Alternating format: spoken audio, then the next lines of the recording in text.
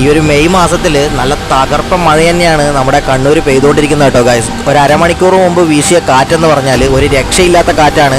ഈ ഒരു കാറ്റിൽ നല്ല രീതിക്കുള്ള അപകടങ്ങൾ പല സ്ഥലങ്ങളിലും ഉണ്ട്. മരം ഉൾപ്പെടെ പല സംഭവങ്ങളും പൊട്ടി വീണിട്ടുണ്ട്. അത്തരത്തിലൊരു സ്ഥലത്താണ് നമ്മൾ പോകുന്നത്. കണ്ണൂരിൽ തന്നെ നമ്മുടെ പള്ളിക്കുന്ന് ഭാഗത്ത് ഇടച്ചേരി പ്രതീക്ഷാ ഭവൻ്റെ ഭാഗത്ത് വരുന്ന നമ്മുടെ പ്രശാന്ത് എന്ന് പറയുന്ന ആളുടെ വീട്ടിൽ വലിയൊരു പ്ലാവാണ് ഇപ്പോൾ ഈ പൊട്ടി വീണിട്ടുള്ളത് നമ്മളിപ്പോൾ കാണുന്നത്.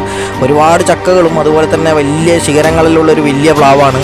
അപ്പോൾ പരിസരത്ത്, ഈ വീടിൻ്റെ പരിസരത്ത് മറ്റ് വീടുകളുണ്ട്. ഈ കാണുന്നതാണ് വീട്. പക്ഷേ ഈ വീട്ടിൽ അന്നേരം ആരും ഉണ്ടായിരുന്നില്ല. വലിയ മഹാഭാഗ്യം തന്നെ വേണമെങ്കിൽ നമുക്ക് പറയാം. ഈ കാണുന്നതാണ് വീട്ടിൻ്റെ ഓണർ. ഈ വീടിൻ്റെ മുകളിൽ ഷീറ്റ് ഉണ്ടായിരുന്നു, റൂഫിംഗ് ഷീറ്റ് ഉണ്ടായിരുന്നു സിങ്കിൻ്റെ. അതിൻ്റെ മേലെയാണ് ഈ ഒരു പ്ലാവ് പൊട്ടി വീണത് കേട്ടോ.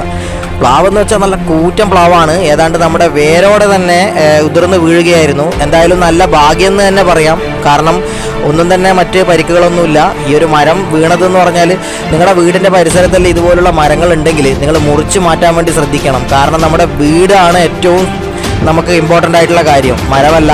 ഇത് തന്നെ ഒരുപാട് ചക്ക കായ്ക്കുന്ന മരമായതുകൊണ്ടാണ് ഇവർ മുറിച്ച് കളയാൻ പ്രയാസപ്പെട്ടത്. അതിപ്പോൾ അവരെ വീടിന് തന്നെ വലിയൊരു ഭീഷണിയായിട്ട് വന്നിട്ടുള്ളത്. വേര് തന്നെ ഇങ്ങനെ അടർന്ന രീതിയിലാണ് പൊരിഞ്ഞു വീണത് കേട്ടോ.